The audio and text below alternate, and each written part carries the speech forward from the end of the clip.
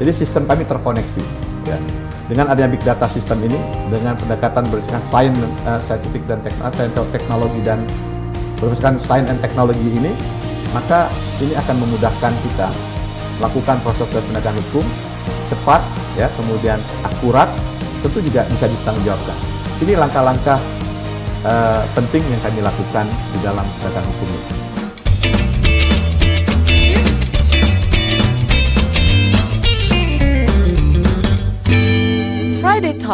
Friday Talk. Jadi singkatnya bahwa kalau misalnya ada perusahaan, oknum perusahaan atau oknum orang yang melakukan kerusakan lingkungan, sebenarnya nggak bisa lolos karena big data atau surveillance juga sudah menangkap itu. Bapak bisa langsung mengecek itu ya? Ya, kami bisa memonitor itu. Ya, memang ada 1-2 mungkin tidak termonitor, ya. Tapi kami bisa monitor itu selama kita memiliki digital forensik, jejak digital mereka maupun jejak-jejak yang lainnya. Termasuk kebakaran hutan juga ya Pak? Ya? Ada yang mungkin kan ada kebakaran hutan yang memang murni karena memang gambutnya yang sudah rusak, tapi ada juga yang memang dibakar gitu, seperti itu. Itu juga gampang mudah ya? Ya, kami monitor. Kami setiap hari, sampai hari ini pun monitor. Setiap hari kami monitor adanya hotspot. Hotspot kan indikasi kemungkinan ada fire spot. Panas ya? Nah, fire spot kemungkinan indikasi ada pembakaran hutan ya, dan lahan. Tadi bisa disampaikan tadi kan, bisa dilakukan memang sengaja, bisa dilakukan tidak sengaja, tapi paling tidak ada indikasi di sana. Dan kami terus monitor, setiap hari kami monitor. Kalau ada titik-titik hotspot, kami langsung mengirimkan peringatan.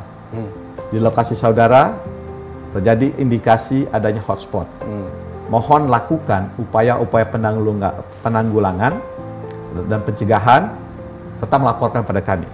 Apabila berulang-ulang ya, kami lihat adanya hotspot, maka akan kami kirimkan tim ke lapangan untuk melakukan penindakan. Oh, itu KLHK langsung ya, real time ya? Langsung. Ngasih tahu ya? Kami langsung real time. Kami mendatangkan surat, kami kirim kepada mereka. Ke perusahaan ataupun siapapun ya? Siapapun. Lebih banyak ke perusahaan, karena kan kami memiliki data-data perusahaan di sini. Jadi di sistem kami memiliki data-data lokasi mana perusahaan-perusahaan itu berada dan kapan terjadinya indikasi atau kapan terjadi hotspot di sana. Kami tahu semua. Kita nanti akan bertanya lagi soal pencegahan seperti itu nantinya. Tapi saya ingin menarik soal 3 instrumen penegakan hukum. Salah satunya itu salah 3-nya adalah sanksi administratif, pidana, dan perdata. Nah, yang menarik adalah KLHK sudah menggugat ratusan perusahaan ya, kalau tidak salah ya. Dan banyaknya juga yang dimenangkan gitu. Ya. Itu gimana Pak? Boleh diceritakan dinamikanya? Ya, Mas Ruli, saya ingin jelaskan bahwa dalam beberapa tahun ini, ya, Kementerian Lingkungan Hidup dan Kehutanan itu melakukan penegakan hukum yang sangat intensif. Ini merupakan sejarah dalam penegakan hukum di Indonesia, khususnya berkaitan dengan hidup dan kehutanan. Ya. Tadi saya jelaskan, kita melakukan banyak sekali operasi pengamanan kawasan. Kita membawa kasus pidana pengadilan itu hampir 1.300 kasus sudah kita bawa. Kita sudah memberikan sanksi administratif itu kurang lebih 2.484 sanksi administratif. Kita sudah melakukan penyelesaian sengketa itu baik di luar pengadilan maupun di dalam melalui pengadilan itu kurang lebih 261. Ini sangat intensif kita lakukan. Jadi langkah-langkah ini yang harus kita terus-menerus kita lakukan di dalam upaya apa? Upaya untuk memastikan ya, lingkungan hidup kita aman, kawasan hutan kita aman. Sejauh ini kan kita bisa melihat bahwa terjadinya penurunan deforestasi sangat signifikan di Indonesia. Indonesia mendapat apresiasi banyak negara atas upaya penurunan deforestasi ini. Salah satunya termasuk ada kerja-kerja penegakan hukum. Yang kedua ingin saya sampaikan, kalau kita bicara ya terkait dengan kebakaran hutan dan lahan, ini kan juga sangat signifikan penurunan hotspotnya. Dalam beberapa tahun ini, sejak tahun 2014-2015 kita mengalami kebakaran hutan yang sangat hebat. Sekarang masih terjadi 1-2 area, tapi kan dalam waktu sangat pendek. Ya, di mana ada kecepatan pihak-pihak ya, perusahaan yang selama ini terbakar di lokasi mereka untuk melakukan penanggulangan dan pencegahan. Ya. Kenapa? Karena kami memberikan sanksi administratif, kami melakukan gugatan perdata, kami melakukan penegakan hukum pidana juga terhadap korporasi-korporasi tersebut. Ya, ini menunjukkan bahwa adanya dampak dari penegakan hukum. Walaupun ya tentu upaya harus terus kita tingkatkan. Ya, kita tidak boleh puas. Kenapa? Karena tantangan masih besar di hadapan kita. Pak, terkait dengan tadi soal administratif ya, kan ada sanksinya. Ya. Kalau perusahaannya itu tidak patuh, bagaimana Pak? Ya, Banyak kasus seperti itu. ada yang patuh, ada yang kami kasihkan waktu, ada mereka minta waktu.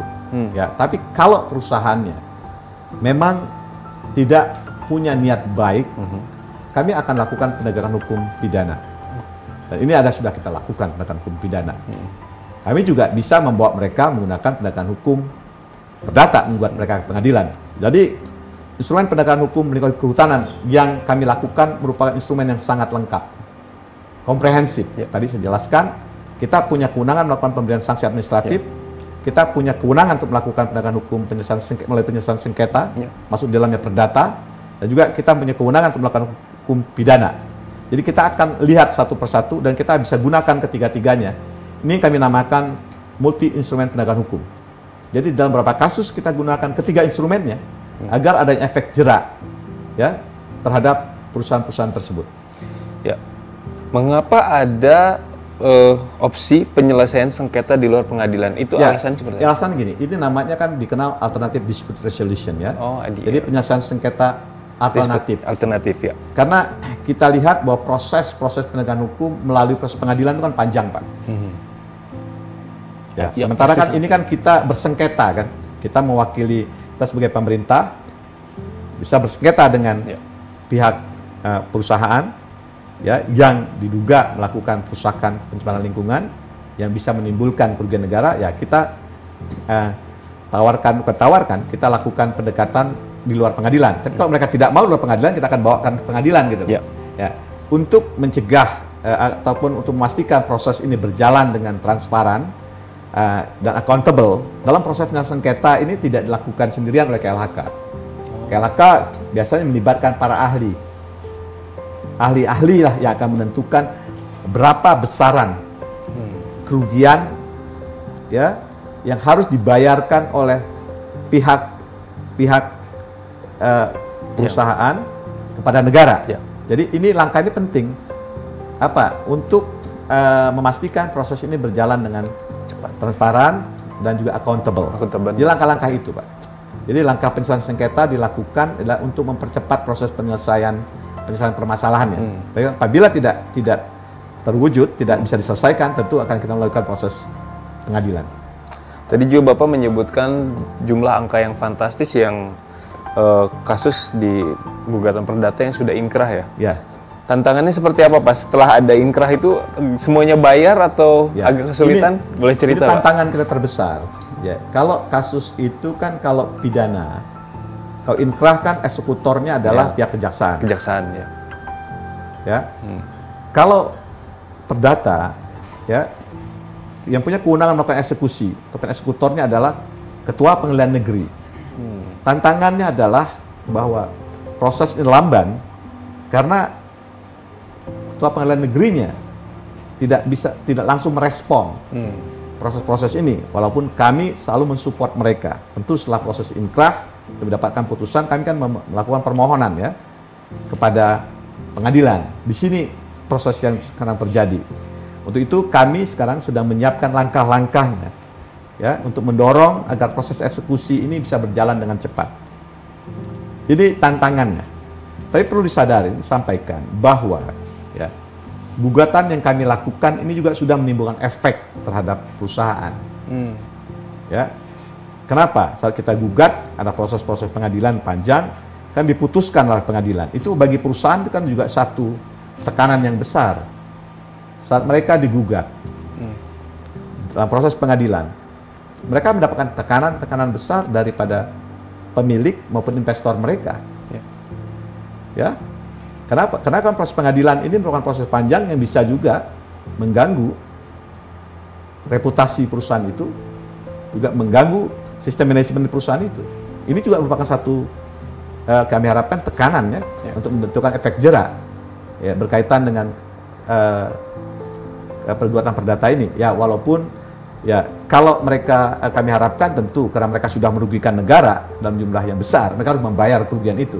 Tapi paling tidak dengan ada gugatan ini dan dikabulkan oleh pengadilan, itu sudah satu hukuman besar bagi perusahaan itu. Ya. Siapa harus kita menjadi perhatian bagi kita? Karena kita tahu kejahatan lingkungan hidup kehutanan itu ada 3 korbannya. Ya. Yang pertama adalah korbannya adalah lingkungan itu sendiri. Bagaimana penegakan hukum kita lakukan itu harus bisa mengembalikan kerugian-kerugian yang timbulkan terhadap lingkungan hidup. Kita mampu mendorong penegakan hukum itu untuk memulihkan kerugian lingkungan itu.